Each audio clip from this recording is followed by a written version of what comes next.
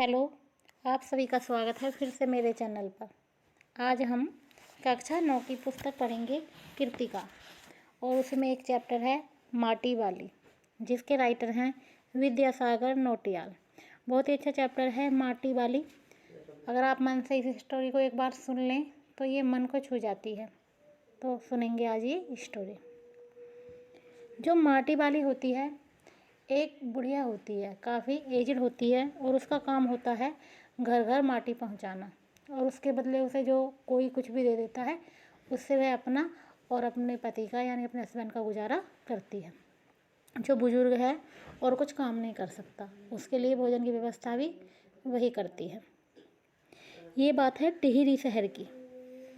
तो टिहरी शहर के में एक मोहल्ला है सेमिल का तप्पड़, और वो उस मोहल्ले में हर घर में मिट्टी पहुंचाती है। और सर पर उसने एक कैंटर बनाया हुआ है, जैसे कि कनस्तर को काट के या इस टाइप से बना दिया जाता है, और उसमें मिट्टी भरकर वो जगह जगह पहुंचाती है, हर घर में पहुंचा देती है। मिट्टी का एक कैंटर बना हुआ है, और पूरा ही मोहल्ला उसे, पूरा ही टिहरी उसे बहुत अच्छे से जानता है कि ये माटी वाली है, और जब भी किसी को माटी की ज़रूरत होती है तो उसी को बोल दिया जाता है। उसका कोई प्रतिद्वंदी नहीं है। प्रतिद्वंदी का मतलब है कोई उसके बराबर में ऐसा नहीं है कि जो दूसरा भी कोई माटी लाता हो। माटी केवल वही लाती है सभी के लिए। वो उस ऐसा लगता है लोगों की कि अगर ये ना हो तो चूल्हों का जलना भी मुश्किल हो जाएगा। और लोग अपने चूल्हों की लिपाई करते हैं, और बहुत से लोग तो अपने मकानों की लिपाई भी करते हैं। वो बहुत दूर दूर से मिट्टी ला ला कर सबको देती हैं। तो ये भी बताया गया है कि शहर के अंदर कहीं भी माटा खान नहीं है। भागीरथी और भीलांगना दो नदियों के तटों पर बसे हुए शहर की मिट्टी रेतीली है, जिससे लिपाई का काम नहीं किया जा सकता। जो भागीरथी के पास और भीलांगना के पास मिट्टी है वो रेतीली है, और माटी वाली ही सबका काम करती है। घर घर जाकर माटी बेचने वाली नाटे कद की एक हरिजन बुढ़िया, और उसका नाम पड़ गया है माटी वाली। शहरवासी सिर्फ माटी वाली को नहीं, उसके कंटर को भी अच्छी तरह पहचानते हैं, क्योंकि डेली देखते हैं उसे आते जाते, तो उन्हें पहचान हो गई है कि इसमें ही माटी वाली माटी लाती है। रद्दी कपड़े को मोड़कर बनाया गया एक गोल डिल्ले के ऊपर लाल चिकनी मिट्टी से झुलबुल भरा कनस्तर टिका रहता है। उसके ऊपर किसी ने कभी कोई ढक्कन लगा हुआ नहीं देखा। खुला हुआ कनस्तर है वो ऐसे ही भरती है और अपने सर पर रख लेती है। अपने कंटर को इस्तेमाल में लाने से पहले वह उसके ऊपरी ढक्कन को काट कर निकाल फेंकती है। आपने देखा होगा, ऐसे बना भी लेते हैं घरों पे कभी कभी। तो उससे क्या होता है, जब मिट्टी निकालते हैं तो आसानी रहती है। अगर ढक्कन होगा तो मिट्टी आराम से नहीं निकलती है। तो ऐसे ही जैसे वो जा रही है तो एक छोटी सी लड़की होती है कामिनी, और वो दौड़ती हुई उसके पास पहुंचती है और उसके सामने खड़ी हो जाती है, और उससे कहती है, मेरी माँ ने कहा है ज़रा हमारे यहाँ भी आ जाना। छोटी सी बच्ची उसे बुलाती है, जैसे वो मिट्टी देने गई हुई है घरों में। तो वो कहती है, अभी आती हूँ। जो घर की मालकिन होती है वो माटी वाली को अपने कंटर की माटी कच्चे आंगन के एक कोने में उड़ेल देने को कह देती है कि भाई इसमें आंगन में एक साइड डाल दो, और कहती है कि तू बहुत भाग्यशाली है कि चाय के टाइम पर आई है। इसमें जैसे वहाँ के लोग बोलते थे उसी तरह की भाषा का प्रयोग किया है नौटियाल जी ने। बहुत ही अच्छा लिखा है कि वो कह रही है, तू भाग्यवान है, चाय के टाइम पर आई है हमारे घर, भाग्यवान आए खाते वक्त। ये कहावत है कि खाते वक्त भाग्यवान ही आते हैं। और वह अपने रसोई में जाती है और 2 रोटियाँ ले आती है, और रोटियाँ उसे दे देती है, और फिर अपने घर में चली जाती है। माटी वाली क्या होती है, अगर उसे कहीं तो कुछ भोजन मिलता है तो वो खुद भी खाती है, और अपने बुजुर्ग जो पति है उसके लिए भी रख लेती है। माटी वाली के पास अपने अच्छे या बुरे भाग्य के बारे में सोचने का समय ही नहीं है, क्योंकि देखो उसे पूरे दिन मिट्टी ढोनी होती है, और वो इधर उधर देखती है कि कहीं कोई उसे देख तो नहीं रहा है। और फिर वो क्या करती है, उन रोटियों को छिपा लेती है। मालकिन फिर बाहर निकल के आती है, और वो उस मालकिन के सामने ऐसे दिखाती है कि वो मतलब रोटियां खा रही है। घर की जो मालकिन होती है वो पीतल के एक गिलास में चाय लेकर आती है कि भाई चाय भी दे दो, इसे रोटियां दी तो चलो चाय भी दे देती हूँ, और वह गिलास उसको दे देती है, उसके पास रख देती है। और वो कहती है कि अभी सब्जी तो कुछ है नहीं, और ले चाय के साथ ही रोटियों को खा ले। जो माटी वाली होती है खुले कपड़े के एक छोर से पूरी गोलाई में पकड़कर पीतल का वह गर्म गिलास हाथ में उठा लेती है और फिर चाय को पीने लग जाती है। और फिर वो चाय की तारीफ़ करती है कि भाई आपने चाय तो बहुत अच्छी बनाई, और चाय तो बहुत अच्छा साग हो जाती है ठकुराइन जी। वो कहती है कि भाई सब्जी से भी अच्छी है चाय तो, अगर खाने के साथ चाय भी मिल जाए तो बहुत ही अच्छी बात है। भूख तो अपने में एक साग होती है, भूख मीठी की भोजन मीठा, वैसे कहते हैं।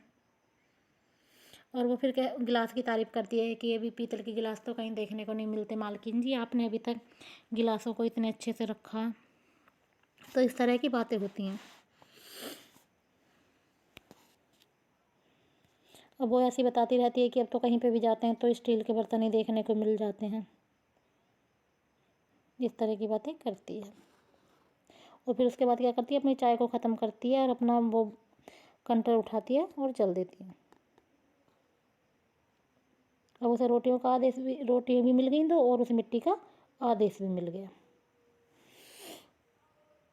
अब वो मनी मन ऐसा सोचती रहती है कि अब मैं घर पे जाऊंगी तो इन्हें रोटी दे दूंगी, और रोटी देखते ही जो बुढ़े हैं वो खुश हो जाएंगे, और साथ में वो बता देगी कि भाई साग तो कुछ है नहीं, अभी रोटी है। तो उधर उधर से उसे मतलब जो बुजुर्ग पति है उसका वो कहेगा कि भूख मीठी की भोजन मीठा। मतलब इतनी लाचार दिखाया गया है उनको, हस्बैंड वाइफ को, कोई बच्चा है नहीं उनका करने वाला, और बुजुर्ग महिला ही करती है। और वो ये सोचती है कि कैसे ही इतना खाना मिल जाए कि मैं जाकर अपने पति को खिला दूँ। और उसका गांव शहर के पास भी नहीं है, काफ़ी 1-1.5 किलोमीटर होता है जो उसे पैदल चलकर जाना होता है। 1-1.5 किलोमीटर भी नहीं, ज़्यादा, यानी ऐसा बताया गया है स्टोरी में कि 1 घंटा लग जाता है उसे अपने घर जाने में उस गांव से। और वो रास्ते में यही सोच के जाती है कि जाकर आज खाना दूंगी तो घर में बहुत ज़्यादा खुशी हो जाएगी घर में। तो जब वो घर पहुंचने वाली होती है तो रात घिरने लगती है। उसके पास अपना ना कोई खेत है ना कोई अपने ज़मीन का टुकड़ा है, और जिस झोंपड़ी में वो रहती है वो भी किसी ठाकुर की ज़मीन पर बना हुआ है, और उसके बदले में उसे ठाकुर के घर कभी कभी बेगार करनी पड़ती है। बेगार का मतलब होता है कि उसे काम के एवज में कुछ नहीं दिया जाता, ऐसे ही फ्री में कुछ काम करना होता है, क्योंकि जो उसकी झोपड़ी बनी हुई है वो ठाकुर की जगह में बनी हुई है।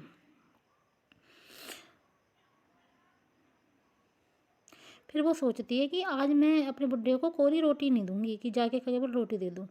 तो वो कहती है कि उसने क्या किया, जो माटी बेचने से उसे आमदनी हुई थी उसने 1 पाव प्याज खरीद लिया कि कैसे कम से कम प्याज से रोटियां दे दूंगी। और वो सोचती है कि प्याज को कूट कर वे जल्दी जल्दी उसे तल लेगी जाकर, कि तल कर थोड़ा अच्छा लगता है, ऐसे खाया नहीं जाता है। और प्याज को कूट कर जल्दी जल्दी तल लेगी, और वह पहले जाके रोटी नहीं दिखाएगी, सब्जी तैयार होते ही परोस देगी उनके सामने 2 रोटी। और अब वह 2 रोटियां भी नहीं खा सकता, क्योंकि बुजुर्ग व्यक्ति हैं, 2 रोटी नहीं खा सकता व्यक्ति, तो 1 ही रोटी खा पाएगा, या ज़्यादा से ज़्यादा भूख लगी होगी तो 1.5 खा लेगा, क्योंकि अब उनको ज़्यादा खाना पचता नहीं है। और जो रोटी बच जाएगी उससे वह अपना काम भी चला लेगी, ठीक है। तो और 1 रोटी उसने पहले से खा रखी है। तो मन में ये सब सोचती हुई, क्योंकि उसके पास और कुछ सोचने के लिए था ही नहीं, ऐसी बातों का हिसाब लगाते लगाते जा रही थी। लेकिन जब वो पहुंची तो क्या देखती है कि अब उस बुजुर्ग को रोटियों की आवश्यकता नहीं रह गई। रोज़ जैसे उसके पैरों की आवाज़ सुनता था तब वो कुछ बोलता था या चौंक जाता था, लेकिन कोई भी आज उसे देखकर चौंका नहीं था। उसने चारों तरफ अपनी आंखें घुमाई और उसने अपने हस्बैंड को छू के देखा, तो क्या उसे पता चला कि वह तो इस दुनिया को छोड़कर जा चुका है। और जब टिहरी बांध फिर से बांधा जा रहा था तो समय निकल जाता, तब उससे पूछा जाता है कि वो कहाँ रहती है। तो उससे कहते हैं कि तुम अपना प्रमाण पत्र ले आना। तो वो बताती है कि मेरी ज़िंदगी तो तमाम घरों में माटी देते ही गुजर गई साहब। तो वो पूछता है, साहब की भी माटी कहाँ से लाती थी तुम? तो माटा खान से लाती हूँ मैं। तो वो कहते हैं कि क्या माटा खान तेरे नाम चढ़ी है? तो अगर हम तेरा नाम लिख देते तो वो कहती है कि माटा खान तो मेरी रोजी है साहिब। तो वो कहते हैं कि हमें कागज़ चाहिए ज़मीन के, रोजी के नहीं।